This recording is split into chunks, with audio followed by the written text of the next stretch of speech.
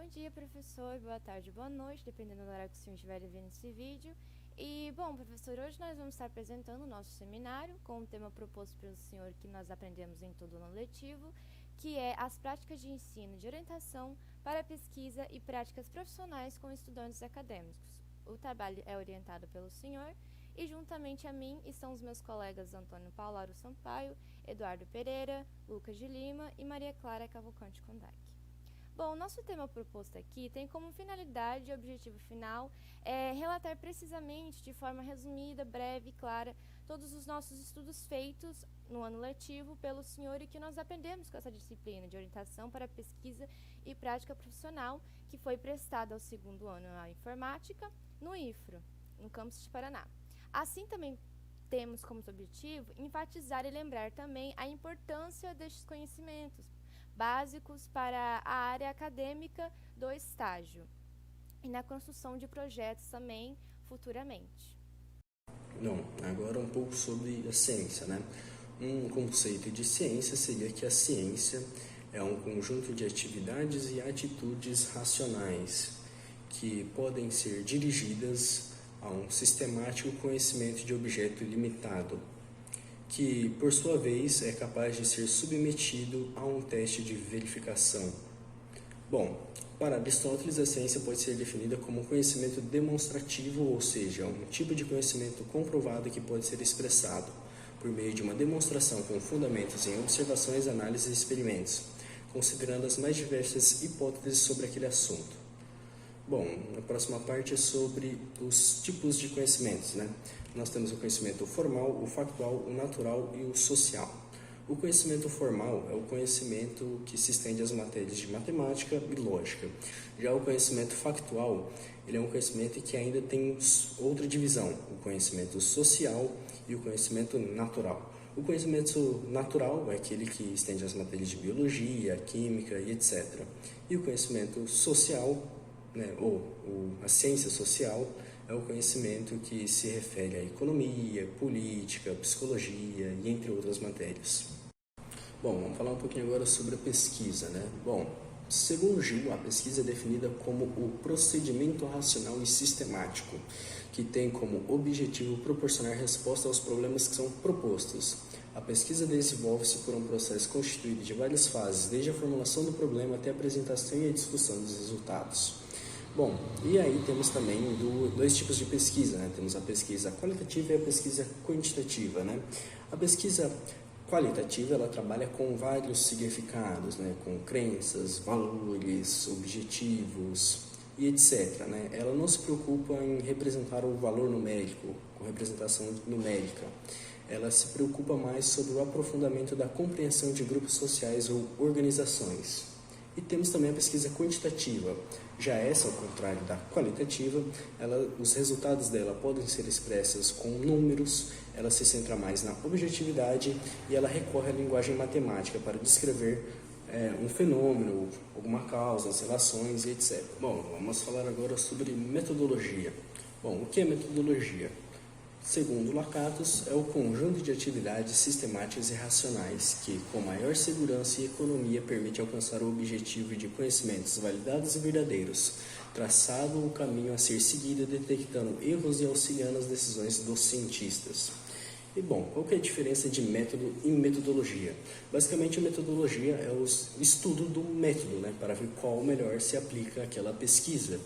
E o método são basicamente as técnicas de pesquisa, né? As técnicas, as maneiras de você fazer uma pesquisa, enquanto a metodologia estuda os métodos, basicamente isso.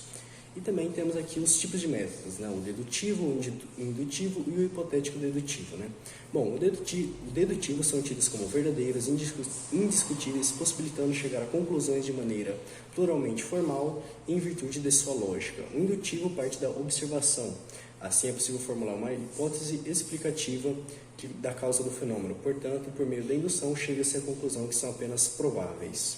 O hipotético dedutivo, quando os conhecimentos disponíveis sobre um determinado assunto são insuficientes para explicar um fenômeno.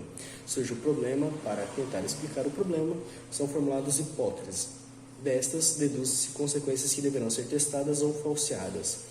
Falsear significa tentar tornar as falsas consequências deduzidas das hipóteses, enquanto no método dedutivo se procura se confirmar a hipótese. No método hipotético dedutivo se procura evidências empíricas para derrubá-la. Olá, professor. Sou o aluno Eduardo e vou falar sobre resumo, resenha e fichamento. O que é um resumo?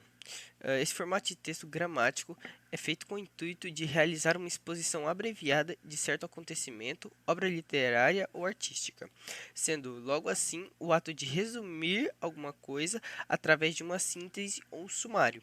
Ou seja, você vai apresentar determinado conteúdo de forma sintética, destacando as informações essenciais do conteúdo proposto do livro, artigo, argumento de filme, peça teatral, entre muitos outros tópicos. Como dito, o resumo ele vai ser algo mais direto. Você vai pegar um texto e condensar o que está dizendo esse texto. Você vai dizer sobre o que o texto fala de forma condensada. O resumo acadêmico científico pode ser definido como um texto muito curto, mas que representa todas as etapas de um trabalho científico.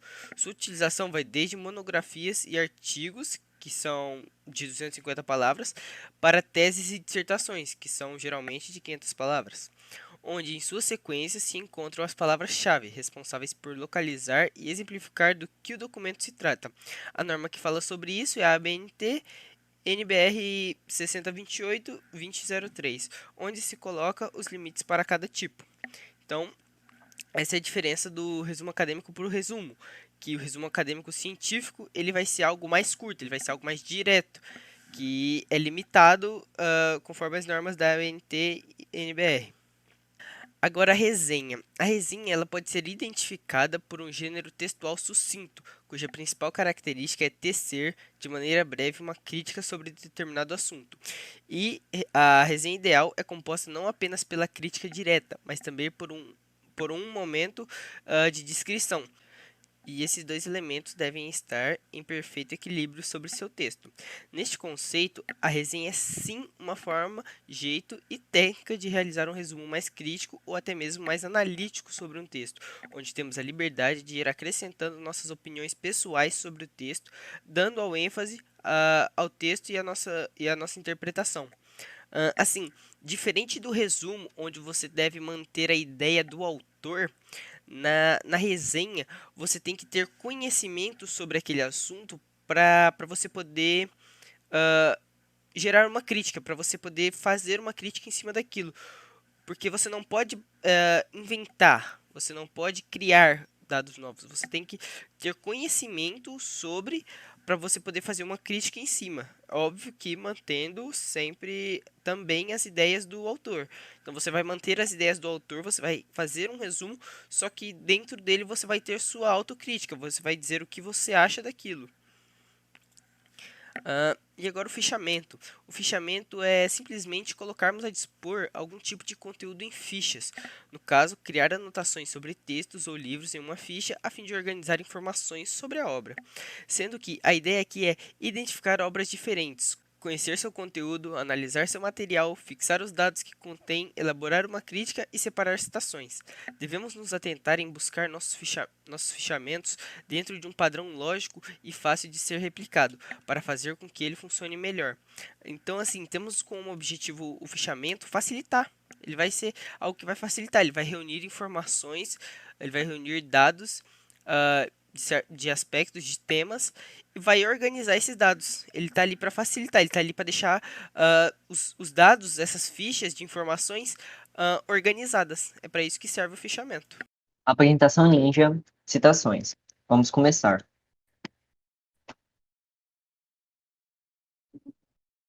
Vamos falar sobre o que é citação e os tipos de citação.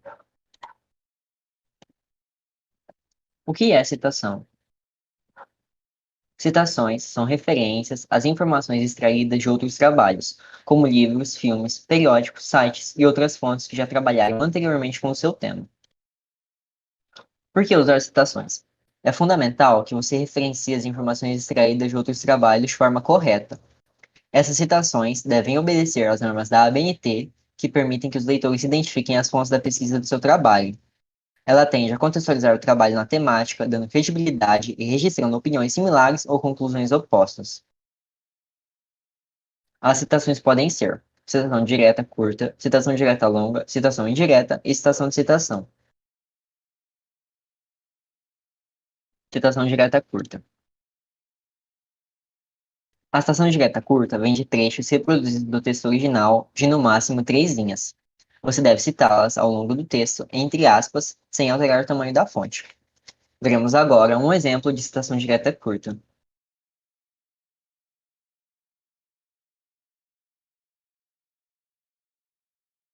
Citação direta longa. A citação direta longa, por sua vez, é a transcrição de trechos maiores da fonte de pesquisa. Para ser uma citação direta longa, deve ter mais de 3 linhas. Na formatação, a fonte deve ter tamanho 10, com espaçamento simples entre as linhas e com um recuo de 4 cm na margem esquerda. Não deve ser incluído a citação entre aspas e indica a página ou a folha da citação ou não paginado quando o documento citado não for paginado. Inclua um ponto final após a citação e outro após a indicação da autoria. Inclua uma linha em branco antes da citação e outra depois, separando dos parágrafos anterior e posterior. Mas deve-se tomar cuidado, o excesso de citações diretas longas em uma mesma página deixa a leitura desagradável, e pode parecer que você está apenas copiando os autores originais e não desenvolvendo e construindo uma ideia própria. Veremos agora exemplos de citação direta longa.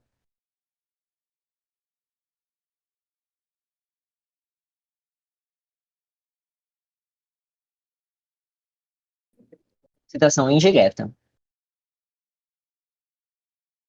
Por ser uma reescrita, a citação indireta não deve ser incluída entre aspas, e não é obrigatório indicar a página ou folha da citação. Veremos agora um exemplo de citação indireta.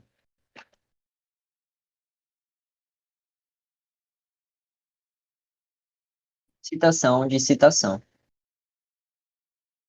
A citação de citação é quando se insere no texto ideias de um autor que foram encontradas em outra fonte de pesquisa. Ou seja, você não tem acesso à fonte original da ideia, apenas tem acesso ao autor que fala sobre aquelas ideias. Formatação. Inclua PUD ou citado por entre a indicação do documento original, aquele ao qual não se teve acesso, e a indicação do documento consultado. Inclua a referência do documento consultado na lista de referências. Opcionalmente, inclua a referência do documento original em nota de rodapé. Agora, um exemplo sobre citação de citação. Relembrando os tipos de citação. São citação direta curta, citação direta longa, citação indireta e citação de citação. Referências. Vamos começar. Roteiro. Vamos falar sobre o que é referência, por que é importante e exemplos de referências bibliográficas. O que é? É a indicação das informações, autor, título, edição, editora, local e data de publicação de uma fonte de pesquisa para que seja possível identificá-la. As referências bibliográficas devem ser feitas de acordo com as regras da ABNT. Por que é importante? Em primeiro lugar, as referências bibliográficas garantem que os autores da pesquisa sejam devidamente acreditados e que não se cometa plágio acadêmico. Além do mais, é a melhor forma de demonstrar que seu texto possui embasamento teórico, o que lhe confere qualidade técnica e científica. Modelos de referências bibliográficas de acordo com a ABNT. Referência de livros. É apresentar sobrenome, nome, sobrenome, nome, se tiver mais de um autor, título e subtítulo, se houver, edição, se houver, local, a editora e o ano de publicação. Referência com 3 autores ou mais. Referência de artigo científico ou revista. Referência à Constituição Federal e referência a leis. Projeto de pesquisa e extensão. Como é e como se deve elaborar um projeto de pesquisa? Bom, de forma objetiva e clara, o projeto de pesquisa é um formato de trabalho intermediário que antecede a pesquisa com a descrição dos planos de desenvolvimento da atividade da pesquisa. Ou seja, ele é como se fosse uma introdução para a pesquisa. A ABNT define o projeto de pesquisa como uma descrição da estrutura de um empreendimento a ser realizado. Já José Severino dizia que um projeto bem elaborado apresenta várias funções. Não existe um modelo único e universal exigido pelas instituições de ensino sobre o projeto de pesquisa, mas entre os modelos que já conhecemos, existe sim uma semelhança ou uma pequena diferença com relação à ordem dos elementos que compõem o projeto de pesquisa.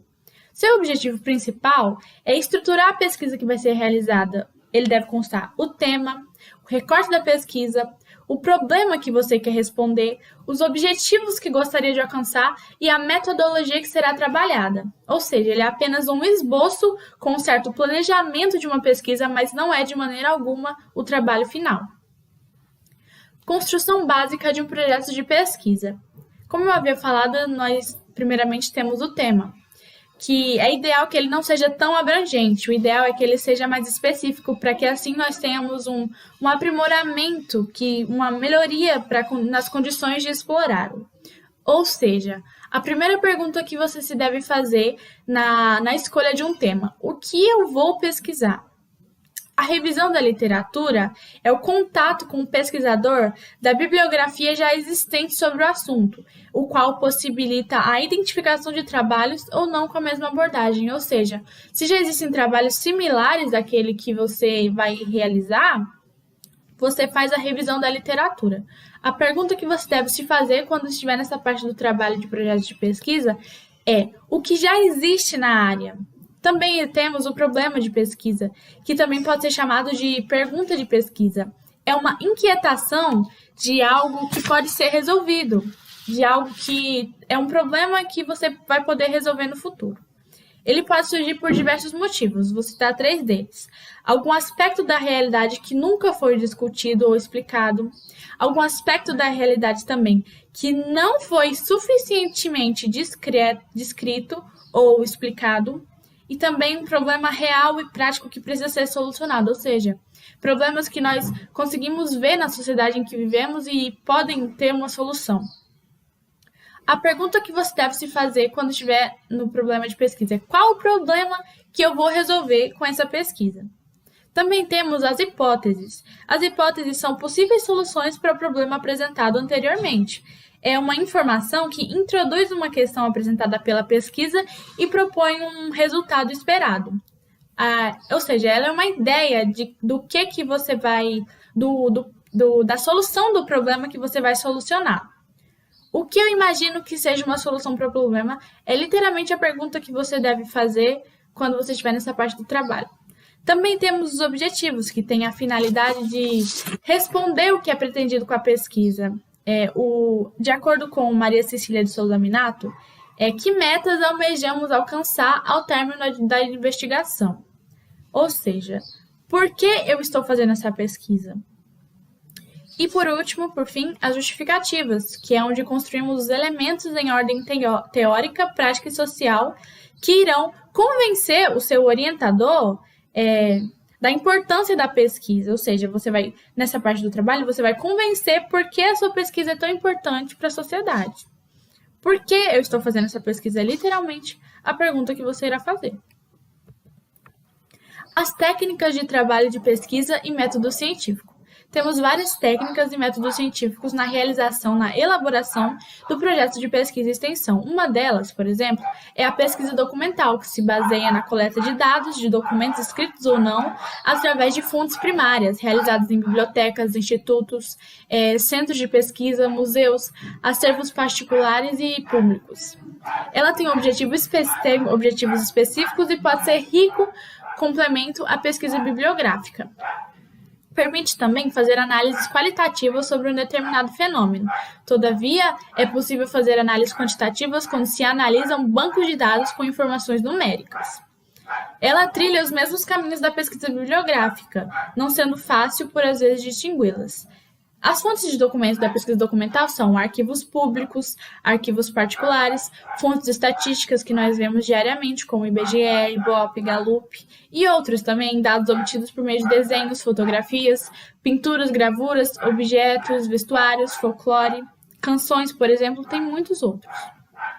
Existe também a pesquisa bibliográfica, que é o levantamento ou revisão das obras publicadas sobre a teoria que irá direcionar um trabalho científico, o que necessita uma dedicação, um estudo, uma análise pelo pesquisador que irá executar o trabalho científico e tem como objetivo principal reunir e analisar os textos publicados para apoiar o trabalho científico.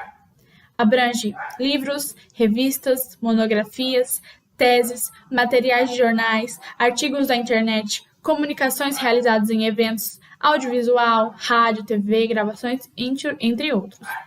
Também existe a pesquisa de campo, que é utilizada para gerar um conhecimento relativo a um problema e testar as hipóteses ou provocar novas descobertas em uma determinada área. Ela pode ser exploratória ou experimental. Ou seja, a pesquisa de campo é uma pesquisa que você vai realizar no social, na sociedade. Você vai fazer perguntas para um determinado grupo de pessoas, assim, para testar as hipóteses que você já tinha feito anteriormente. A metodologia utilizada para efetuar as observações controladas na pesquisa de campo são as variáveis a serem observadas e analisadas, a amostragem, as técnicas de coleta de dados, a preparação das informações e a análise estatística. Também existe a pesquisa de laboratório, que é uma investigação mais exata, mais difícil, e que o pesquisador manipula as variáveis e faz os seus controles. É realizada em ambientes fechados, reais ou artificiais, geralmente controlados. O laboratório lembra um recinto fechado, adequado, bem instalado com aparelhos e equipamentos, peças, materiais, reagentes que permitem um trabalho nas condições mais rigorosas possíveis, ou seja, é um trabalho mais específico de uma pesquisa. A maioria das pesquisas realizadas em laboratório são experimentais, mas não exclusivamente. São feitas em pessoas, animais, vegetais, minerais. Um exemplo de pesquisa de laboratório é a utilização de animais no teste de cosméticos, que eles testam em animais primeiramente para depois ser liberada para a população. Tipos de entrevista. Também existem os tipos de entrevistas que são estruturadas, não estruturadas e semi-estruturadas. As estruturadas são um tipo de entrevista onde um entrevistador ele segue um roteiro previamente estabelecido, ou seja, ele segue uma regra de fatores para ele conseguir fazer aquela entrevista. A não estruturada, que o entrevistador ele tem liberdade para desenvolver cada situação em qualquer direção, ou seja, ele está mais livre, ele não precisa seguir mais regras, ele faz o que ele quiser, o que vir na cabeça dele, e permite explorar mais amplamente uma questão. E também existe a semi-estruturada, que é como se fosse uma junção das anteriores. Ela consiste em um modelo de entrevista mais flexível. Ela possui um roteiro prévio, mas ela também abre espaço para que o candidato e o entrevistador façam perguntas fora do que havia sido planejado. Existe o questionário, que é uma técnica de coleta de dados através de uma série de perguntas que devem ser respondidas por escrito, sem a presença do entrevistador. Elas podem ser enviadas por meio de formulários eletrônicos impressos, por carta, fax, e-mail, e devem ser desenvolvidos depois de respondido. Os questionários a gente pode definir como, às vezes, quando os pesquisadores do IBGE vêm às nossas casas, eles fazem uma série de perguntas e eles mesmos respondem. Pode ser um exemplo de questionário. Ele possui tanto pontos fortes como pontos fracos e devem ser levados em consideração pelo pesquisador. Os pontos fortes são a garantia do anonimato, as questões objetivas e de fácil pontuação, elas são mais padronizadas e uniformes, ele deixa em aberto o tempo para as pessoas pensarem nas respostas, existe uma facilidade na conversão de dados e um custo mais razoável. Já os pontos fracos são as baixas taxas de resposta, como a população ela às vezes tem dificuldade de responder e não responde simplesmente, já que não é obrigatório. A inviabilidade de comprovar respostas ou esclarecê-las, quando a população tem uma certa dificuldade na resposta e não consegue deixar clara e objetiva a resposta, ou seja, não consegue distinguir o que é perguntado e o que é respondido. Difícil pontuar questões abertas e dentre outros muitos pontos fracos. Mas a gente observa aqui que existem mais pontos fortes do que pontos fracos. Ou seja, como funcionaria e o que seria um projeto de extensão? É uma ação processual e contínua de caráter educativo, social, cultural, científico ou tecnológico, com objetivo específico e um prazo determinado. Ele serve para estruturar a pesquisa que vai ser realizada, ele faz um esboço da pesquisa, ele é apenas um planejamento e não é, como eu havia falado, de forma alguma o trabalho final. Por significar a aplicação dos conteúdos aprendidos em sala e na aula prática, o projeto de extensão tem um peso valioso no currículo do estudante. Além disso, ele proporciona o contato com diferentes tipos de comunidade e estimula, assim, o desenvolvimento do aluno. Como na pesquisa de campo, que nós precisamos fazer uma pesquisa com um certo grupo de pessoas, ele estimula, assim, o desenvolvimento interpessoal do aluno ou da pessoa que o esteja realizando. Bom, agora nós iremos ver sobre a escrita técnica e científica. Do que se trata, pessoal, a escrita técnica e científica e onde nós podemos estar utilizando? Devemos saber, primeiramente, que a escrita técnica e científica tem como finalidade e objetivo principal comunicar eficazmente os resultados da indicação científica.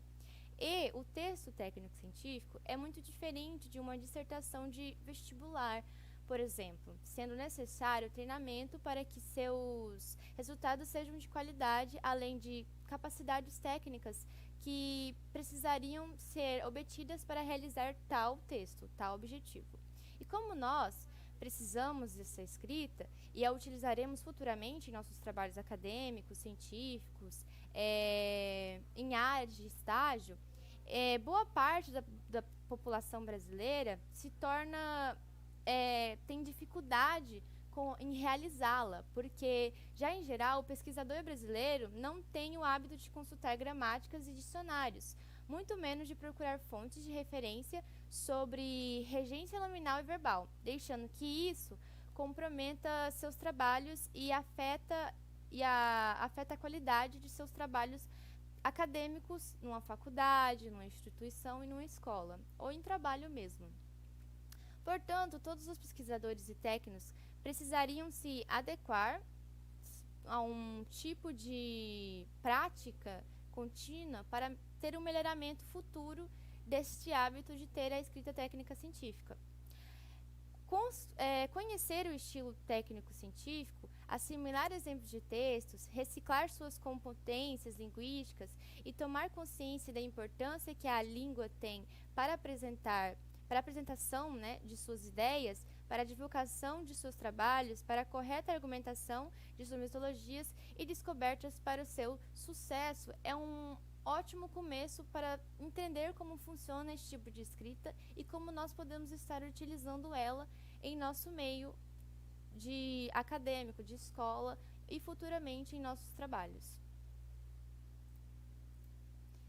Apenas lembrando também, pessoal, que a escrita técnico-científica deve ter como base estrutural precisão, clareza e concisão de ideias, ou seja, para passar os conhecimentos que você está querendo numa redação, num texto dissertativo, num trabalho, você tem que ter esses 3 pontos principais, porque assim vai te ajudar a como se deve construir e realizar esse tipo de escrita.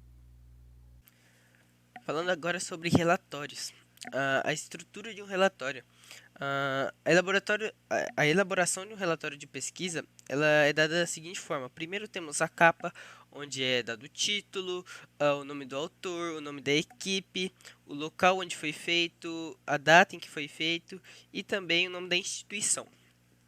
Após a capa, é onde nós encontramos o sumário. O sumário onde ele diz pra gente onde nós podemos encontrar aquela informação no nosso relatório. Por exemplo, a introdução vai estar na página 3, então a gente coloca no sumário, introdução, página 3, e é dessa forma que funciona o sumário.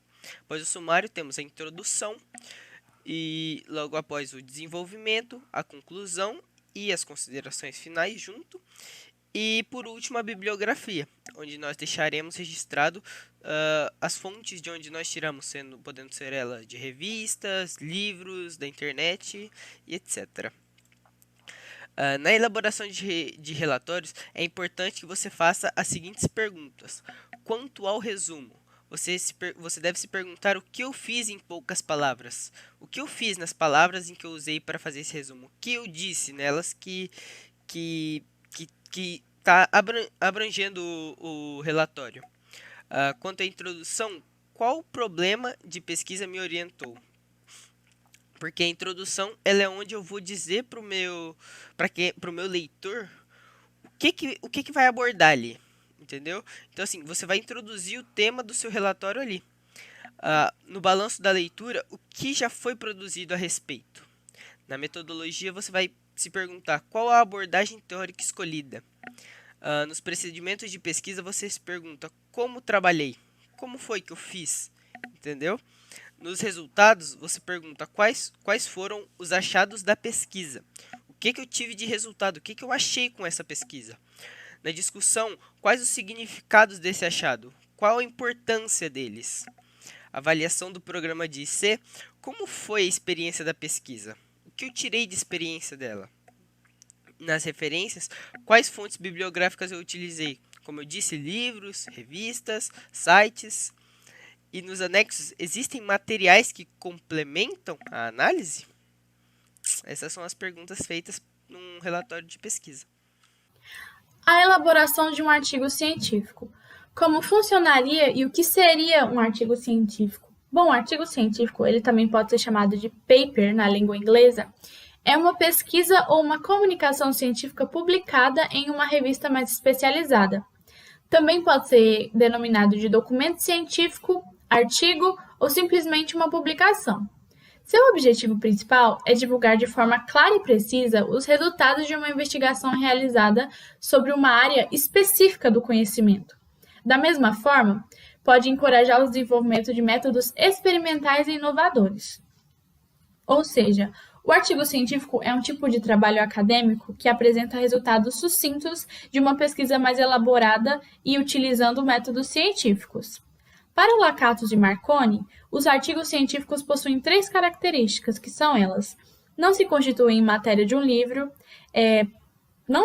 são publicadas em revistas ou periódicos mais especializados e, por serem completos, permitem ao leitor repetir a experiência.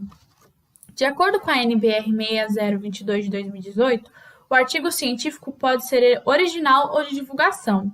Ele apresenta temas ou abordagens originais e pode ser relatos de caso ou comunicação ou notas primárias.